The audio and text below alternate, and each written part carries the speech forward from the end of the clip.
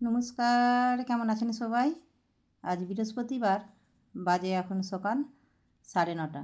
এই যে মাঠ থেকে এসে সমস্ত কাজ সেরে এখন হচ্ছে যে চা আর মুড়ি খেতে বসেছি। চা মুড়ি খেয়ে বন্দর বেরাবো বাজার। বেলাটাও হয়েছে, মাঠ থেকে এসে আজকে হচ্ছে যে চা খেতে বসেছি। আজকে আর চা খেয়ে মাঠকে যাওয়া হয়নি, সেই জন্যই চায়ের সাথে দুটো মুড়ি নিয়ে বসেছি। তাহলে আর জলখাবারের কাজটা হয়ে যাবে, আর জলখাবার খাবো নি। এই যে বেরিয়ে পড়েছি বন্দর বাজার। এখনও আকাশটা কিন্তু মেঘলা। গোপালও যাচ্ছে সাথে, চলুন। গোপাল সাথে বেরিয়েছে, তার একটা কারণ আছে। ওর হাতের বালাটা হলো বছর 4 হলো পোড়ানো হয়েছে, হাতের বালাটা টাইট হয়ে গেছে। এমনিতে খোলা যাবে না, আর এমনিতে হচ্ছে যে হাতে গোল করে ফাঁক আছে ঠিকই, তবু একটু টাইট, ওর যেন অস্বস্তি ভাব। কয়েকদিন ধরেই বলছে মা হাতের বালাটা খুলবো, কিন্তু ওর তো খোলার উপায় নেই। ওকে স্যাংরা দোকানে নিয়ে গিয়ে ওকে হচ্ছে যে কাটতে হবে, সেই জন্যই ওকে আরও নিয়ে এসেছি। এদিকে ওয়েদারটাও বেশ মেঘমেঘ আছে, ঠান্ডা ঠান্ডা ওয়েদার। এখন তো প্রত্যেক দিন বৃষ্টি, যার জন্য এইখানটায় সাঁকোটার কাছে বেশ ভারী সুন্দর একটা নদীর মিষ্টি হাওয়া দিচ্ছে, বেশ ভারী সুন্দর লাগছে। চলুন, এইখানে সাঁকো পারাপারের জন্য হচ্ছে যে পয়সা দিতে হয়, দেওয়া হয়ে গেছে পয়সা। এই যে স্কুলটাও ওদের ছুটি, এই হচ্ছে যে গোপালদে বন্দরের স্কুল। আর এই দেখুন রাস্তাঘাটের অবস্থাটা একবার দেখুন। কালকে রাত্রেও তো বৃষ্টি হয়েছে, এই তো আজকে সকালবেলাও পিটপিট করে একবার চলে এলো, সেই জন্য রাস্তায় জল জমেছে। এসেছি এখন ইলেকট্রিক দোকানে। এই টিভির একটা জ্যাক, এই যে একটা হচ্ছে যে ভেঙে গেছে, এইটা হচ্ছে যে চেঞ্জ করব। আর একটা লাইট নেব, মানে কারেন্ট বালি গেলে ওই যে টুনি ল্যাম্পগুলো জ্বলে অনেকক্ষণ, সেই জন্যেই। সন্ধ্যেবেলা তো ওদের ম্যাম পড়াতে আসে, এখন তো মেঘ ঝড়ের জন্য কারেন্টের প্রচণ্ড সমস্যা, সেই জন্যই একটা ল্যাম্প কিনবো বলে আরও এসেছি।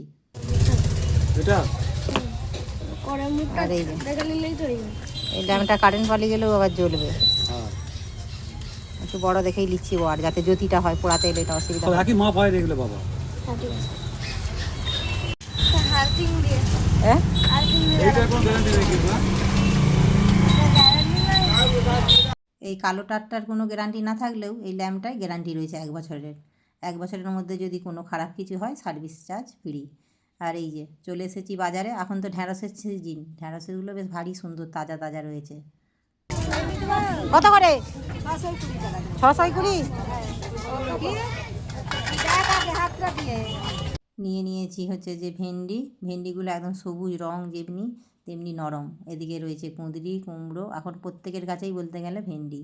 আর এই যে এই দিকটা হচ্ছে যে মাছ বাজার। মাছ বাজার পেরিয়েই যেতে হয় ভেতরে সবজি বাজারে। তবে আজকে আর মাছ নেবো না, আজ যেহেতু বৃহস্পতিবার, আজ তো নিরামিষ, কালো আবার নিরামিষ। 620। ঝিঙেগুলো হচ্ছে যে তাজা সুন্দর রয়েছে ঠিকই, কিন্তু দামটাও তেমনি, 80 টাকা কিলো। এখন অবশ্য 500 হচ্ছে যে 20 টাকা দিচ্ছিলো আগে, এখন অবশ্য 600-তে 20 টাকা দিচ্ছে। আর এই যে পলতা শাক, পলতা শাকটা তিতো, খেতেও বেশ ভালো লাগে গরমের সময় তিতোটা। তো বাচ্চারা তো কেউ খাবে না, নিয়েছি 1 আঁটি।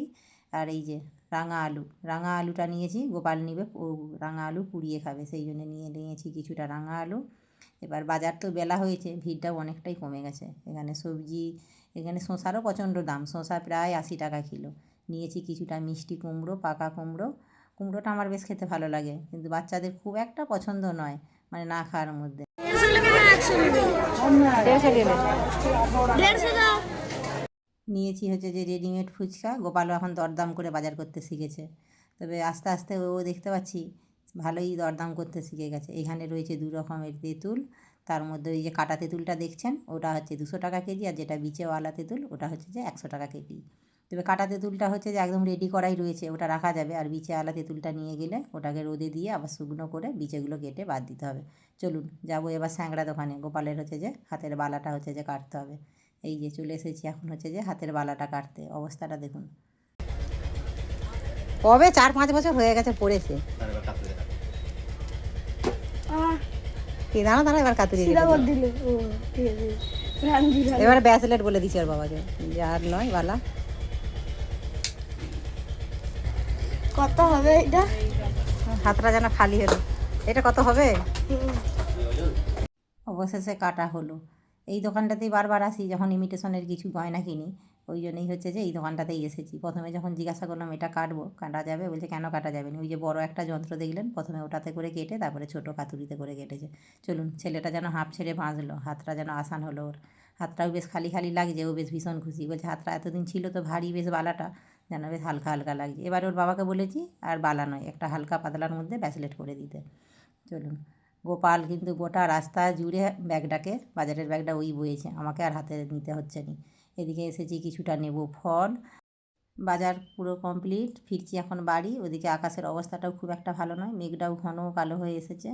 আর ওইদিকে পিছু পিছু সঙ্গীতাও আবার এসেছে, মা ভাই বাড়িতে নেই, বাজার গেছে, সেই দিকে সঙ্গীতাও এসেছে। নদীতে মনে হচ্ছে এই সবে মাত্র জোর হয়েছে, একটু আগে এলে হয়তো দেখা যাবে। যখন এসছি ঘাটাল থেকে একদিন আসবো জুয়োরের ভিডিও। বাদরাগো হ্যাঁ, ওইখানটা দেখলাম সেই সু করে এসছে। আমি জুয়োর দেখবো বলে মানে আজকে এই হয়ে গেল, একটু আগে এলেই হয়ে যেত জুয়োরটা দেখে। মিনিট আগে আর 5 মিনিট হুলসে তা জুয়োর যাচ্ছে দূরে। ওখানে 3 মাস এই তো 11:30 বাজে, মানে 12টার সময় করে কাল কি পরশু দিন এলেই হবে। এই যে বৃষ্টি পড়ছে, ওখানে 3 মাসের নদীর কাছে কি হয় জোয়ার পেট মেঘ ডাকছে, বৃষ্টি পড়ছে। বাবু চল তাড়াতাড়ি, বৃষ্টি পড়ছে। বহুদিন হলো নদীতে জোয়ার দেখা হয়নি। যখন সেই পুরনো বাড়িতে থাকতাম তখন প্রত্যেক দিনই বলতে গেলে দেখা যেত। তবে এই পূর্ণিমার সময় যে কোটাল বলি আমরা, কোটাল মাথা, তখন হয় নদীতে জোয়ার একদম বড় উঁচু উঁচু করে ঢেউয়ের মতন, তখন দেখার মতন ছিল। আর এই যে এই হচ্ছে যে জয়, ও এখন কাজে বেরিয়েছে। ওকে তো আপনারা চেনেন, আপনারা একজন তো কমেন্টে জিজ্ঞাসাও করছিলেন এই ছেলেটিকে, একটা ছবি পোস্ট করেছিলাম তাতে। ও হচ্ছে যে আমাদের পাড়ার এক ভাসুরপো, মানে সম্পর্কে ছেলে হয় আর কি। ও আমাকে কাকিমা বলে। ছেলেটা তবে ভারী সুন্দর, মিষ্টি একদম, ব্যবহার ভালো, কথাবার্তা ভালো। চলে এসেছি বাড়ি, এদিকে বসিয়েছি রান্না, এদিকে ভাত বসিয়ে দিয়েছি। আজ যেহেতু নিরামিষ রান্না, ওদিকে হবে কুমড়ো শাকের চচ্চড়ি, সাথে হবে ঝিঙে আলু আর সয়াবিন দিয়ে একটা হচ্ছে যে তরকারি, সঙ্গে হচ্ছে যে আদা টমেটো সব গুছিয়ে নিয়েছি। এদিকে বসিয়ে দিয়েছি রান্না।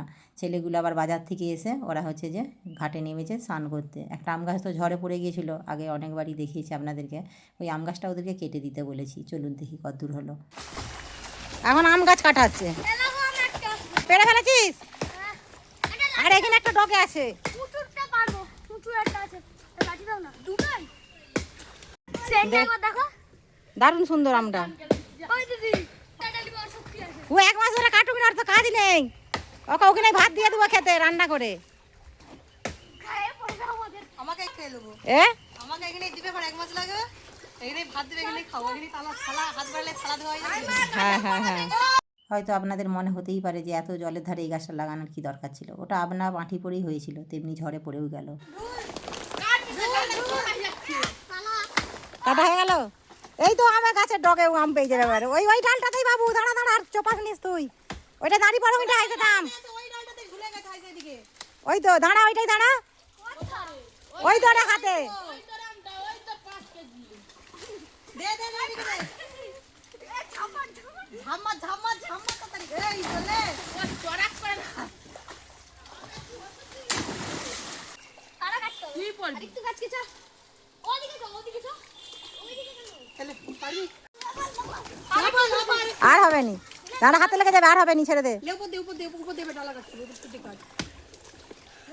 পিকু দাদাকে ছেড়ে দে, ছেড়ে দে। তিনটা আম ছিল সত্যি তো? হ্যাঁ 3টেই আম ছিল। পেছন দিকে হাল খারাপ এ হু ঘাট উঠাও সেটাই তো নিচে আছে এই গাছটার মধ্যে প্রচণ্ড বকুল এসেছিল এবছর প্রথম হলেও, তবে সব ঝরে গেছে ঝড়ে। এই 3টে আম ছিল, 3টে আম এখন পাড়া হয়ে গেছে। তার মধ্যে একটা কাটছে, ওরা স্নান করতে করতে নুন দিয়ে মাখা করে খাবে। আর এইদিকে রান্নায় বসিয়ে দিয়েছি আবার এসে ঘুরে। এই যে আলুটা নুন দিয়ে একটু ভালো করে প্রথমে ভেজে নেব, ঝিঙে আলু সয়াবিন দিয়ে একটু নিরামিষ ঝোল আর কুমড়ো শাকের চচ্চড়ি। আম গাছটা এবছর প্রথম আম হয়েছিল, ভেবেছিলাম যে আমটা পাকা অবধি রাখবো, কীরকম কী টেস্ট হয়, কিন্তু সেই অবধি আর হচ্ছে যে তস সইল না। গাছটা এমনিই ঝড়ে হচ্ছে যে জলের মধ্যে শুয়ে পড়েছে। আর পুকুরে তো জাল দেওয়া হবে, গাছ তো কাটতেই হবে। সেই জন্যই ওই বাচ্চাগুলোকেই বললাম যে কেটে দেবো তোরা, ওই জন্য ওরা সবাই মিলে কেটে দিয়েছে। ভালোই হয়েছে একদিকে, আমি নালে এমনি লোক খুঁজতাম গাছটা কাটার জন্য, দেখলাম যে ওরাই কেটে নিয়েছে। চলুন এদিকে মশলাটাও আমার হচ্ছে যে কষাতে দিয়ে দিয়েছি। ফোড়নে দিয়ে দিয়েছি তেজপাতা, শুকনো লঙ্কা, আদা বাটা, আর যেমন রোজকার ঘরের মশলা, লঙ্কা গুঁড়ো, হলুদ গুঁড়ো, জিরে গুঁড়ো আর ধনে গুঁড়ো। আর এই যে দিয়ে দিলাম টমেটো, এবার নুন দিয়ে প্রথমে কষিয়ে নেবো। আর ওইদিকে হচ্ছে যে কুমড়ো শাকটাও কাটা হয়ে গেছে, একটু দিয়ে দিলাম সামান্য চিনি। এবার রান্নাটা সেরে লাস্টে কুমড়ো শাকটা করে নেবো। কুমড়ো শাকটা সঙ্গীতা খাবে, কিন্তু গোপাল খেতে পারেনি। গোপাল খেতে পারেনি বলতে ও এখনও ডাঁটা চিবিয়ে খেতে শিখলো নি, এত বড় হয়ে গেছে যে আঁখ চিবিয়ে খায় কীভাবে সেটাই ভালো করে খেতে পারে না। খায় ঠিকই, কিন্তু ভালো করে চিবাতে পারেনি, সেই জন্য ডাঁটাটাও এখনও চিবিয়ে খেতে শিখেনি। সেই জন্য কোনো ডাঁটার তরকারি হলে কুমড়ো ডাঁটা, লাউ ডাঁটা কি সজনা ডাঁটা, কোনো দিনও ডাঁটাটা খায় না, তুলে তুলে ঠিক মায়ের জন্য রেখে দেয় পাতে। এদিকে হয়ে গেছে আমার কষানো ঝিঙে আলু সোয়াবিন। এবার দিয়ে দেবো পরিমাণ মতো জল, দিয়ে এটা এবারে ফুটিয়ে হচ্ছে যে আলুটা সেদ্ধ হয়ে গেলে, ঝিঙেটা একটু ভালো করে সেদ্ধ হয়ে গেলে নামিয়ে নিলেই রান্নাটা হয়ে যাবে। চলুন এটাকে একটু চাপা দিয়ে দিই ততক্ষণ আলুটা সেদ্ধ হওয়ার জন্য। দিয়ে দিলাম চাপা। এই যে এবার ভালো করে হচ্ছে যে দেখে নেব সেদ্ধটা হয়ে গেছে কিনা। একটু গরম মশলা দিয়ে নামিয়ে নেব। চলুন তাহলে ভিডিওটা তাহলে আজকে এখানেই শেষ করছি। কেমন লাগলো অবশ্যই জানাবেন। আপনারা সুস্থ থাকবেন, সাবধানে থাকবেন। দেখা হবে অন্য কোনো ভিডিওর সাথে। আর যদি ভালো লাগে একটা লাইক করে দেবেন।